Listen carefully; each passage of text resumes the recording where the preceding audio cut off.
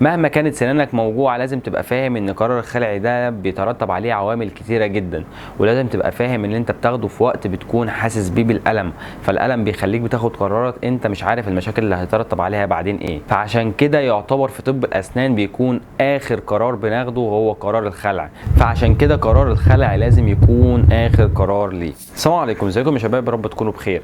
فيديو النهارده هنتكلم عن 5 حاجات. رقم 1، امتى يكون صح ومناسب ليك ان انت تخلع سنانك. رقم 2، بعد ما انت خلاص عرفت امتى تخلع سنانك وقررت ان انت تخلع السنان، ايه هي بقى خطوات خلع الاسنان. رقم 3 بقى، ايه هي الارشادات اللي المفروض بعملها بعد خلع الاسنان عشان اتجنب اي امراض مصاحبه بعد الخلع. رقم 4، ازاي اعوض الضرس او السن اللي انا خلعته. رقم 5، طب ايه اللي يحصل بقى لو انا ما عوضتش مكان الضرس او السن اللي انا خلعته ده. النقطه رقم 1، ازاي يكون مناسب ليا ان انا اخلع الاسنان.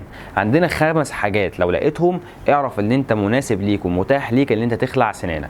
رقم 1، بيعتبر عندك تسوس مرحله متاخره جدا لدرجه ان هو مبوظ ملامح السنه، يعني مش مبين لها وش من ظهر، تلاقي ان السنه كلها متاكله مش باقي منها غير الجذور. رقم 2، بيكون عندك ضرس مدفون والضرس ده بيكون مسبب لك الم شديد زي مثلا ضرس العقل. رقم 3، بيكون عندك التهاب لثه لمرحله متاخره جدا لدرجه ان الاسنان بتاعتك لو مسكتها تحس ان هي فيها حركه. رقم 4، طبعا لو كنت بتعمل بقى تقويم او اي حاجه ومن ضمن الخطه العلاجيه عشان تساوي الاسنان ببعضيها ان انت تخلع شويه من اسنانك.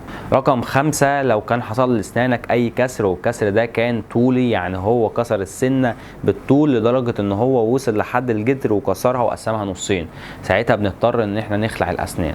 ال5 حاجات دول هم ال5 حاجات الشائعين جدا اللي احنا لو لقيناهم بنضطر ان احنا نتجه لحل الخلع، لكن غير كده بيكون قرار الخلع اخر قرار بتوصل له. طب خلاص بقى، انت عرفت دلوقتي ان انت عندك الحالات دي وقررت ان انت تخلع. النقطة رقم 2، طب ايه بقى هي خطوات الخلع اللي المفروض الدكتور بيتبعها معاك كمريض عايز يخلع سنانه. رقم 1 وده تبع الدكتور وهو التشخيص والتعقيم. التشخيص لازم الدكتور يكون بيشخصك كويس، يعني يعرف حالتك الصحية كلها، ولازم وانت الدكتور لما بيسألك اي حاجة سواء عندك ضغط، عندك سكر، عندك اعراض جانبيه لاي دواء معين، لازم تقول للدكتور كل حاجه تعتبر عندك، حتى لو انت شايفها تافهه لازم تروح تقول للدكتور عليها. ورقم 2، التعقيم. لازم الادوات بتاعه الدكتور كلها بتكون معقمه. رقم 2، مهم جدا في عمليه الخلع ان انت تعمل اشعه اكس راي. الدكتور دايما بيطلب منك ان انت تعمل اكس راي عشان يبدا يخلع او عشان يبقى عارف هو هيخلع ازاي، وهيكون الخطوات بتاعته في طرق العلاج هتكون مبنيه على اساس ايه. فلازم نعمل اشعه اثناء الخلع، وخصوصا بقى لو انت كنت مثلا مخبوط او عامل حادثه او في مثلا خبطه شديده اثرت على اسنانك فعملت لها كسر، او لو كان عندك ضرس عقل فعامل لك وجع فمحتاج تخلعه، فلازم على طول تعمل اكس راي. رقم 3، ودي النقطه اللي الناس كلها بتخاف منها، وهي النقطه اللي بنروح بقى منها من الكلام والفرفشه والاشاعه لنقطه الشغل بتاعت الدكتور. وهنا الدكتور بيبدا بقى يديك حقنه البنج. حقنه البنج طبعا عندنا في اسنان بتبقى شكلها مخيف، بس هي تاثيرها بيبقى طبيعي جدا، وهي شكلها بتبقى مخيف بس هي من بره الله بس يعني من جوه يعلم الله. ما لو الدكتور ايده خفيفه والمريض مش خايف ما بيكونش فيه وجع. وغير كده ان حقنه البنج بتكون مهمه جدا جدا في عمليه الخلع، لان بتخلي العمليه سلسه ومريحه وما بتحسش باي الم فيها غير بس الم الحركه والم الضغط ان في حد ماسك سنانك بس، لكن غير كده ما بتحسش باي الم. كمان الدكتور بيعمل حركه عشان يقلل الخوف على المريض، ان هو بيحط بنج موضعي عشان ما تحسش بالشكه بتاعه الحقنه البنج وبس كده، وهتكون عمليه الخلع ساعتها خفيفه عليك ومريحه على قلبك ومش تحس باي وجع وهيكون بدون اي ضغط. النقطه بقى رقم 4، وهنا الدكتور هيبدا بقى يحدد السنه اللي هيخلعها ويحدد الادوات اللي هيشتغل بيها للسنه اللي انت هتخلعها. لكل سنه موجوده في بقك بيكون ليها ادوات معينه للشغل معين بطريقه خلع معينه. الاسنان بتاعت الصف العلوي بيبقى ليها ادوات معينه، بتاعت اللي هي الفك السفلي بيكون ليها ادوات معينه. الضرس اللي هو بجذر واحد بيبقى ليها طريقه شغل معينه. السنه اللي بتبقى بجذرين بيكون ليها شغل معين. فكل سنه بيكون ليها اختيار ادوات معين، فبيبدا الدكتور يحدد السنه اللي هيخلعها الادوات اللي هي على اساس السنه دي. ملخص مفيد للادوات، هي بتعتبر ان في حاجتين، حاجه اسمها اليفيتور اللي هي تعتبر الرافعه، وحاجه اسمها فورسبس اللي هي زي الكماشه كده. الاليفيتور باختصار شديد هو بيوسع وبيشيل اللي هي الالياف اللي بتكون ماسكه العظم وماسكه السنه، فساعتها بيكون عمليه الخلع اخف واسهل. والفورسبس دي بنستخدمها عشان نشيل بيها السنه. نقطة رقم 5، انت خلاص كده خلعت السنة وكل حاجة تمام. بيبقى في عندك بقى اللي هو خلع بسيط وفي خلع جراحي. الخلع العادي باختصار ان هو ما محتاجش يستخدم المشرط ان هو يفتح في مكان في اللثة، وما يستخدمش اي خياطة بعد عملية الخلع.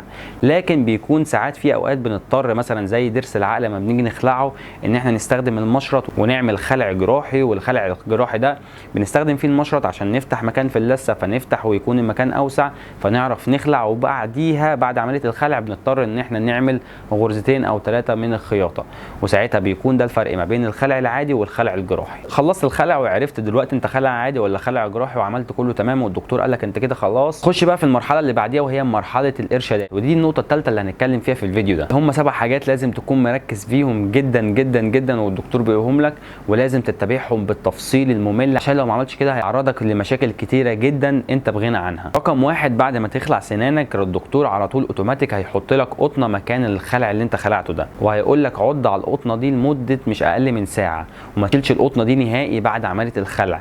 ولو حسيت ان القطنه اتبلت وانت مش عارف تعمل ايه، على طول شيل القطنه وحط واحده على طول بسرعه مكان القطنه دي. نقطه رقم 2، بعد الخلع بساعتين حاول تاكل على قد ما تقدر حاجه تكون بارده او حاجه طريه. يعني بارده زي تشرب لبن، تاكل زبادي، تاكل حاجه باتيه خفيف كده مش محتاج منك مضغ ولا اي صعوبه.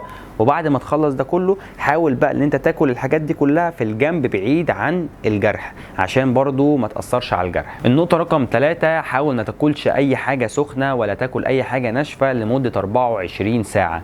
لازم تكون مخلي بالك من النقطه دي ان انت ما تاكلش اي حاجه بتكون فيها حاجات سخنه زي الشاي، القهوه، الكلام السخن ده كله حاول تبعد عن الحاجات السخنه نهائي. واي حاجه ناشفه ومحتاجه مضغ منك ومحتاجه جهد حاول تبعد عنها لمده مش اقل من 24 ساعه. رقم 4، حاول على قد ما تقدر في اليوم الاول ما تستخدمش اي حاجه فيها مضمضه ولا غسول فم ولا مضمضه بميه وملح ولا غسيل الاسنان في اليوم الاول. بعد اليوم الاول يستحسن اصلا ان انت تستخدم ميه وملح، بتعتبر ميه وملح كده اللي هي الدرجه اللي اقل من الشاي بشويه اللي انت تعرف تستحملها في بقك، مع نص معلقه ملح، وتبدا تقلبهم الاثنين مع بعضيهم وتبدا تمضمض بقك 3 مرات في اليوم، كل مره مش اقل من 30 ثانيه. هيكون مفيد جدا ان هو بيهدي الالتهابات بتاعه اللثه وفي نفس الوقت يخلي الجرح يلم بسرعه. رقم 5، لو انت من اصحاب الناس اللي بتدخن حاول تبعد عن التدخين لمده 24 ساعه عشان ما تلوثش الجرح. ورقم 6، لازم تستخدم مضاد حيوي عشان تمنع العدوى. وبرده لو كنت حاسس بوجع ومش قادر بعد عمليه الخلع ممكن تاخد مسكن الالام المضاد الحيوي زي الاموكسيسيلين ومسكن الالام زي ايبيوبروفين. رقم 7، ممكن تستخدم كمادات على المنطقه اللي خلعت فيها، زي مثلا لو انا خلعت ضرس في المنطقه دي بحط عليها كمادات بارده، والكمادات دي من وظيفتها ان هي بتشيل التورم وبتخفف الالم. النقطه رقم 4، ازاي بقى تعوض السنه دي؟ رقم 1 واللي دي يعتبر احسنهم ان انت تعمل زراعه للاسنان، ودي بتحصل مباشره بعد ما بتخلع السنان. وزراعه الاسنان دي بتتطلب حاجات كتيره، ومن ضمنها ان الدكتور بيبدا يشوف حاله العظم وسمكه وارتفاعه، وساعتها بيحدد هل ينفع يحط زرعه ولا ما ينفعش. رقم 1 هو يعتبر اختيار كويس جدا لتعويض الاسنان المخلوعه. والاختيار رقم 2 اللي هو انت تركب تركيبه ثابته، والتركيبه الثابته دي برده بتكون كويسه بس بيبقى ليها مميزات وليها عيوب. المميزات بتاعتها ان هي تعتبر بتحافظ على السن او المكان الضرس المخلوع ده وما بيأثرش على الاسنان المجاوره، لكن العيوب اللي بتبقى موجوده فيه ان هو بيحتاج دكتور الاسنان ان هو يبرد السنه اللي بتكون على يمينه او على شماله عشان يبدا يركب الكوبري عليها فتبقى ليها كده زي دعامه زي اللي موجود في الصوره حاليا. فبتوصل لمرحله ان انت بتاثر وبتبرد سنه هي اصلا كانت سليمه وما كانش فيها اي مشكله. لكن برضو خليك عارف ان برضو في اوقات بيكون الانسب ليك والاحسن ليك ان انت تعمل التركيبه الثابته دي، وكل واحد على حسب حالته وكل واحد على حسب الدكتور اللي بيشوف حالته بيشخصها وبيديله الخطه العلاجيه المظبوطه ليه. رقم 3، لو كان عندك بقى اكتر من سنتين ل3 ل4 او كميه كبيره من الاسنان المخلوعه في الفك بتاعك، فساعتها بتضطر ان انت تركب تركيبه متحركه، ودي بتبقى سعرها اقتصادي ومفعولها نوعا ما كويس. رقم 5، طب انت بقى لو ما عوضتش السنه اللي انت خلعتها دي ايه اللي هيحصل؟ رقم 1 هيحصل لك ضمور وتآكل في عظمه الفك في المنطقه اللي انت خلعت فيها السنه. رقم 2 هيحصل لك ميل للاسنان المجاوره. يعني مثلا تخيل معايا انت خلعت السنه اللي في النص وفي سنتين قدامك كده، السنتين دول مع الوقت هيبداوا ينزاحوا وينزلوا في المكان الفراغ اللي انت حصل فيه ده، فده مع الوقت هيعمل لك عدم تساوي في الاسنان اللي هي العلويه مع الاسنان السفليه، ومع الوقت هيسبب لك مشاكل في مفصل الفك اللي هو التي ام جي، وعضلات البق بشكل عام هيسبب لك فيها مشاكل، لان الضغط بدل ما كان موجود على السنه والمفصل والعضلات بقى موجود على المفصل والعضلات بشكل اكبر، وده طبعا هيسبب لك مشاكل فيهم وهيزود الحمل عليهم، وهتحس طبعا بألم مع الوقت. طبعا كل ده بيحصل لما بتفتح بقك او بتقفل بقك، هتحس بالحاجات اللي انا بقول لك عليها دي. فالحاجات دي كلها هتزود الحمل على المفاصل والعضلات والاسنان، فهيسبب لك الألم مع الوقت اثناء ما انت بتفتح بقك او بتقفل بقك، اثناء الكلام، اثناء المضغه، اثناء اي حاجه عمليه بتستخدم فيها بقك، ساعتها هتحس بألم كبير في منطقه المفصل وفي منطقه العضلات. وبكده نكون خلصنا الفيديو بتاع النهارده، واتمنى تكونوا استفدتوا واستمتعتوا. وما تنساش تعمل سبسكرايب لو انت مش مشترك في القناه، وفعل زر الجرس عشان يوصلك كل جديد. وما تنساش طبعا تعمل لنا اللايك عشان تدعمنا ان احنا نكمل فيديوهات بطريقه احسن. واتمنى تكونوا استفدتوا واستمتعتوا، والسلام عليكم.